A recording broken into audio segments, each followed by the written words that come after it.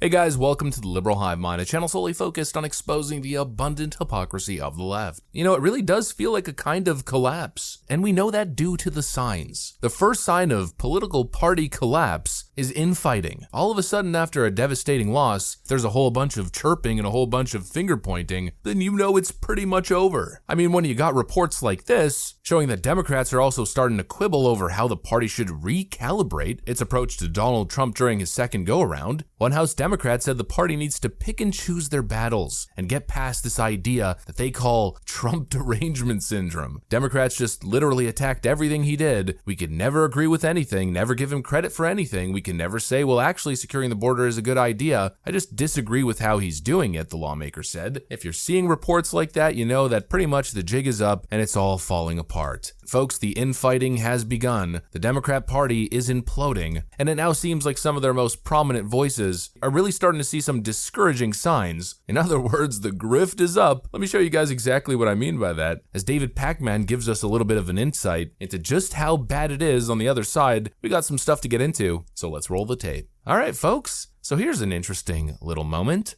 When I woke up this morning, we had lost 5,000 YouTube subscribers compared to where we were last night. Now, the first thing I thought was, is this a glitch? We've been on YouTube for 15 years or something like that, and subscribers always just go up. They just never go down. They go up. Is something wrong with my channel? Is someone attacking my channel? What's going on? So I started texting, and I texted Brian Tyler Cohen, and I texted Tyler Cohen and Brian Cohen and Brian Tyler, all of them. I texted all of them. I texted Jesse Dollemore. I texted Luke Beasley and Farron Cousins and Sam Cedar.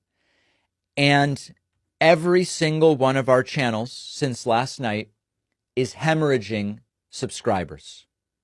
What is it that is going on? Here is a graphic. As you can see, subscribers just go up, up, up, up, and they are down.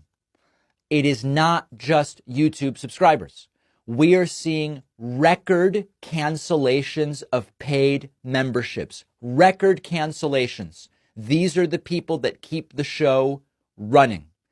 Now, for a moment, I thought, if it's just YouTube, maybe YouTube is purging people who are inactive subscribers. And once a year, usually YouTube does this, and you see a little decline, and then numbers go back up. They're not doing it.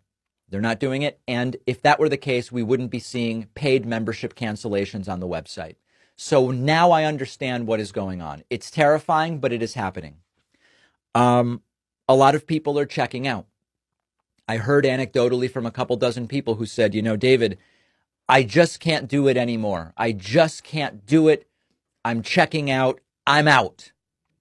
And the reason that this is terrifying, not only because it puts everybody in left-wing media's livelihoods at stake and at risk, it terrifies me because our instinct is the opposite of what the right does, and we will get crushed if this is the way we respond to a defeat.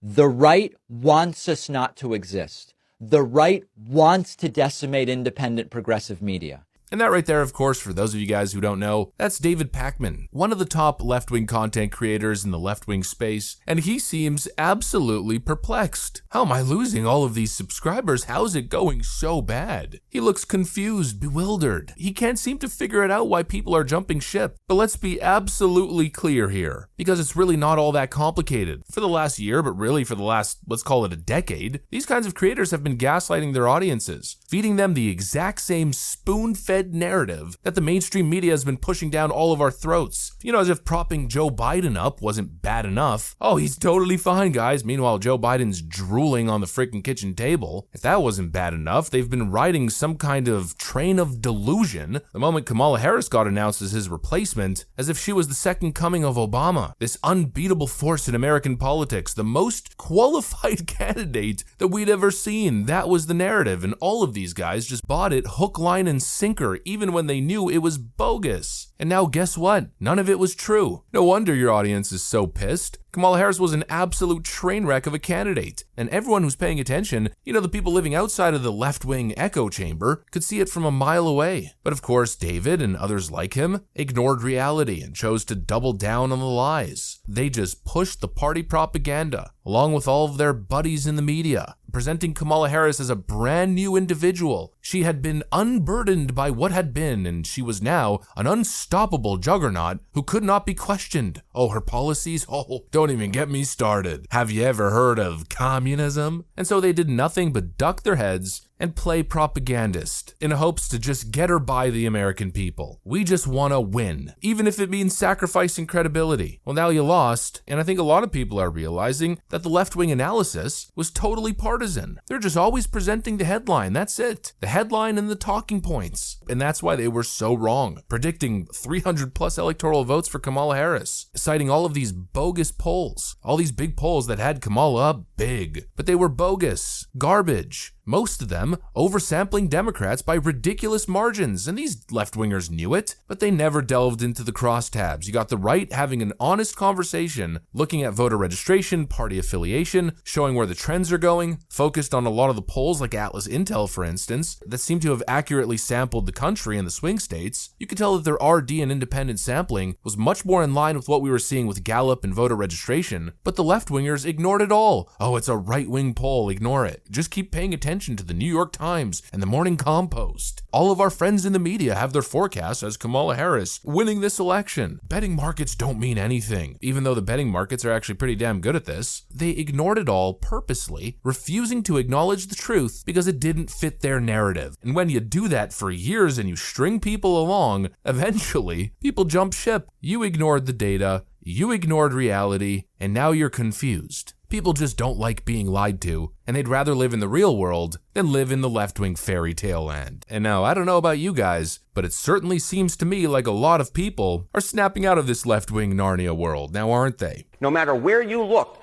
Donald Trump was improving on where he did 4 years ago, except for Washington State. It is no wonder that at this particular point, he looks like he's going to be the first Republican to win the popular vote since George W. Bush back in 2004. The exit polls only go back since 1972, but Donald Trump's performance on Tuesday was the best for a Republican presidential candidate in exit poll history. Currently, the GOP is ahead by 5 points. I expect that to shrink a little bit as some of the California results come in. But that, if let's just say he wins, the House GOP wins by more than 2.6 points, it will be the best House GOP showing in a presidential year in the House popular vote since 1928.